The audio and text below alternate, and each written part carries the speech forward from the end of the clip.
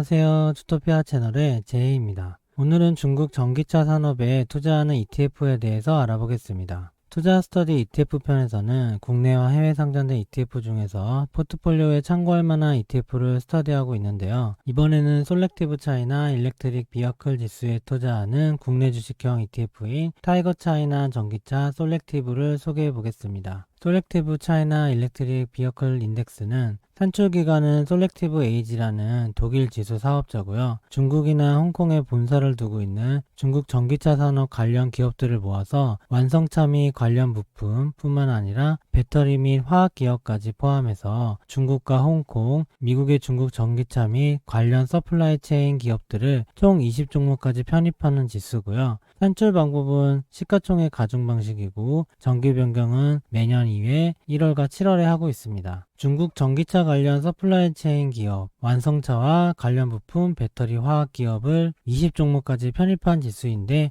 주로 홍콩에 상장된 거 위주로 하고 있고, 지수 설명에는 미국이라고 써있긴 한데 미국에 상장된 니오 같은 회사는 이 지수에 아직까지 편입이 안 되고 있고요. 솔렉티브 차이나 일렉트릭 비어클 인덱스를 추정하는 ETF는 처음에 나온 게 글로벌 X 차이나 일렉트릭 비어클 ETF라고 2020년 1월 16일에 홍콩 시장에 상장이 됐어요. 글로벌 X가 미래에셋 자산운용사의 계열사죠. 외국 회사를 인수한 거고요. 2020년 12월 8일에 타이거 차이나 전기차 솔렉티브라는 ETF로 한국에 출시하게 됐고, 같은 지수를 추정하고 거의 구성 종목이 같은 ETF인데 수수료는 오히려 타이거 차이나 전기차 솔렉티브가 조금 더 저렴해서 그래도 기존 ETF보다 효율적으로 출시를 한 것 같아요. 솔렉티브 차이나 전기차 지수의 산업 분류를 살펴보면 1위는 전기설비 배터리로 49%, 자동차 제조업체가 18%, 화학, 이것도 배터리겠죠? 14%, 장비, 자동차 장비겠죠? 9%, 광산은 배터리에 관련된 소재 기업이겠죠? 5%, 전자장비 3%, 자동차 부품 기업이 2%를 차지하고 있고, 배터리가 절반 이상이라는 게 특징이고, 그 다음이 자동차 제조업이겠네요. 솔렉티브 차이나 전기차 지수의 사업 분류별로 살펴보면 1위가 배터리로 52%, 2위가 자동차로 18%, 3위가 소재 19%, 4위가 자동차 부품 10%, 그리고 충전 시스템이 1% 정도로 분류가 되어 있는 편입니다. 우리나라 LG화학이나 삼성 SDI도 전기차 배터리 업체로서 글로벌 경쟁력을 가지고 있는데 중국에는 CATL이라는 회사가 있죠. 차이나 전기차 지수에는 배터리와 전기차 제조업 두 가지가 핵심 사업으로 분류되는 것 같고, 솔렉티브 차이나 전기차의 종목 구성을 살펴보면 1위서부터 10위까지 탑10의 비중은 70% 차지하고 있고요. 10개의 종목을 적어봤고, 아까 총 20종목으로 구성된다 했잖아요. 나머지 10개 종목이 합쳐서 19% 차지하고 있고요. 그 다음에 현금이 10% 정도 차지해서 합치면은 30% 정도, 그래서 탑10이 70% 정도 비중 차지 중이고, 1위는 글로벌 X 차이나 일렉트릭 바이클 ETF로 아까 홍콩에 상장된 ETF 있다고 했죠. 그게 10% 정도를 보유하고 있네요. 같은 비중으로 회사가 들어갔을 거니까 운영의 편리함을 위해서 모 ETF를 편입을 한 것 같고, BYD, 비아디라는 중국의 1위 전기 자동차 제조업체가 8.4%를 보유 중이고, 3위서부터 6위까지는 배터리 관련 업체들이에요. 그리고 CATL이 LG화학 같은 전기차 배터리 업체인데 중국의 1위 배터리 업체이고, 비아디랑 CATL은 국내 투자자들한테도 좀 익숙한 회사들이죠. 자동차 부품 업체들이 일부 있고, 특이사항은 중국의 테슬라라고 불리는 니오라는 회사가 이 솔렉티브 차이나 전기차 ETF에는 없어요. 니오는 나스닥에 상장되어 있는데 홍콩에 상장된 차이나 전기차 지수에는 현재까지 없는 상황이고, 기초지수 설명에는 나스닥에 상장된 것도 포함한다 했는데 실제로는 그렇지 않은 것 같아요. 니오에 투자하실 분은 솔렉티브 차이나 전기차 ETF에 없다는 거 참고하셔야 될 것 같고요. 차이나 항생테크와 차이나 전기차 ETF가 현재 있잖아요. 차이나 항생테크 ETF는 전에 한번 리뷰해드린 적이 있는데 둘 다 신생 ETF라 역사가 얼마 안 돼서 3개월 비교밖에 할 수 없는데요. 파란색이 타이거 차이나 전기차 솔렉티브 ETF고 빨간색이 타이거 차이나 항생테크 ETF인데, 초반에는 차이나 전기차 솔렉티브 ETF의 성적이 좋다가 최근에는 항생테크가 조금 수익이 역전한 상황이고, 3개월 기준으로 차이나 항생테크는 20%, 차이나 전기차 솔렉티브 ETF는 15% 정도 상승했어요. 여기서 특징적인 게 차이나 항생테크 예전에 영상에서 설명드렸지만 중국의 빅테크 기업 위주로 편입이 돼 있죠. 거의 대기업 위주의 편입이라 할 수 있고 중국은 경기 부양을 위해 전기차 보급 확대 정책을 시행 중인데요. 2025년까지 신에너지차 보급률이 25%가 되는 걸 목표로 하고 있고 유럽의 EV 시장을 공략 중인데 EV는 전기차 얘기하는 거고요. 전기차 투자로 내수와 수출의 목표를 달성하려고 노력 중이에요. 자동차는 대표적인 소비재이기 때문에 중국에서는 자동차를 약간 허가제처럼 운행을 하잖아요. 중국 사람들의 자동차 수요는 큰 편이거든요. 그래서 전기차 보급에 정책적인 지원을 해주면 폭발적으로 전기차 내수 시장을 확대시킬 수 있겠죠.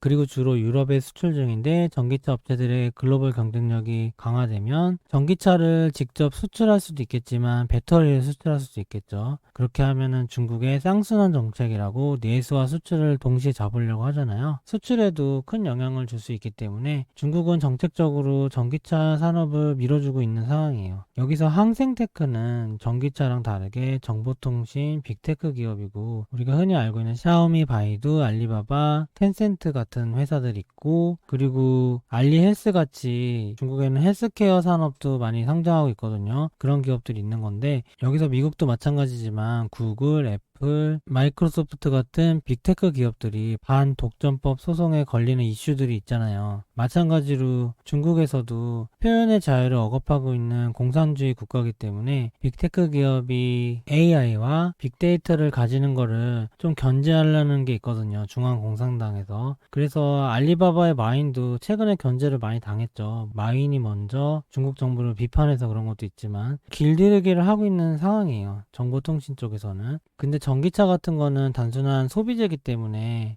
많이 팔리고 많이 수출하면 되는 거니까 중국 정부가 다루고 육성하기가 테크 기업보다는 좀 쉽겠죠. 차이나 항생테크와 차이나 전기차의 차이는 그런 관점에서 보시면 될 것 같고요. 타이거 차이나 전기차 솔렉티브 ETF 간단히 알아보면 기초 지수는 원화환산 지수를 쓰고 있고 상장일은 2020년 12월 8일이고요. 시가총액은 5,485억 원으로 이게 상장된 지 얼마 안 됐는데 굉장히 많은 시가총액이거든요. 국내 투자자들이 많은 관심을 보였던 것 같고 그만큼 매력적인 ETF라고 생각했던 것 같아요. 차이나 항생테크 ETF들 같은 경우는 합쳐서 2, 3천억 정도 될 것 같고 그리고 1위가 아마 나스닥 100 ETF일 텐데 차이나 전기차 ETF가 거의 2, 3위 정도 시가총액이 올라왔으니까 가장 인기 있는 해외 주식형 ETF가 된 거죠. TR 총보수는 0.54%로 보통보다는 조금 높은 편이라 할 수 있고 분배금은 분기별로 준다고 써있긴 한데 실제로 아직까지 분배금 나온 적은 없고 전기차 기업도 일종의 테크주의 성격을 띠기 때문에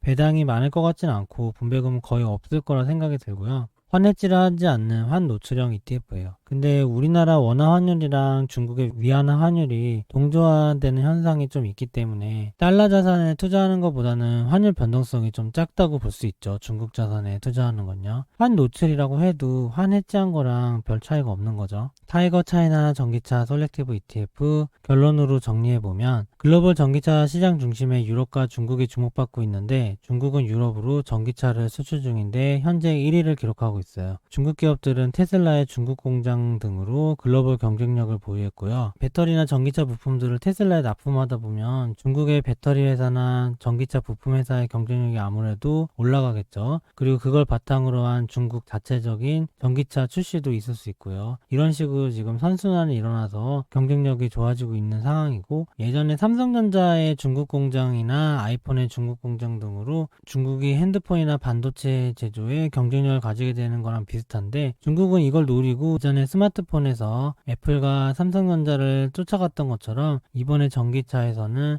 조금 더 빠른 패스트 팔로워 전략으로 시장을 선점하려는 노력을 현재 하고 있는 것 같아요. 중국 정부는 경기 부양을 위해 전기차 소비 촉진 정책을 시행 중이고 전기차 의무 판매자랑 보조금 지급, 배기가스 규제 등을 통해서 중국의 내수 시장에 소비를 촉진시키고 있죠. 홍콩 테크 기업과 함께 전기차 관련 기업은 외국인의 중국 투자를 대상으로 중국 정부에서 노력하고 있는 분야인 것 같고요. 그래서 차이나 전기차 솔렉티브도 그렇고 차이나 항생테크 기업도 그렇고 다 홍콩에 상장된 ETF들이죠. 아무래도 홍콩을 경유해서 외국인 투자가 더 쉽게 일어나기 때문에 현재 미중 무역 분쟁으로 인해서 그 전에는 중국의 테크 기업이 글로벌 자금 유치하려면 나스닥 같은 곳에 상장하고 그랬는데 현재는 미국이 그런 걸 규제하고 있잖아요. 그래서 중국도 중국의 우호적인 자본시장에서 자금을 투자를 받아야 되기 때문에 홍콩 시장을 조금 밀어주고 있어요. 미국을 견제할 수 있는 중국만의 시장을 만들려고 노력을 하고 있는 중인데, 전기차는 중국의 전략적 육성 산업에 속하고요. 빅테크 기업도 마찬가지긴 한데 빅테크 기업은 당국의 규제가 있어요. 양적으로 성장하고 경제에 도움되는 거는 당연히 도와주지만 중국 정부에서 중국 공산당에 해가 되는 방식의 기술들은 규제를 할 텐데, 빅테크 기업에서는 좀 그런 이슈들이 있는 거죠. 예를 들면 메신저라든지 최근에 클럽하우스도 중국에서 차단을 시켰잖아요. 뭐 유튜브도 차단돼 있죠, 아직까지. 그런 식인데,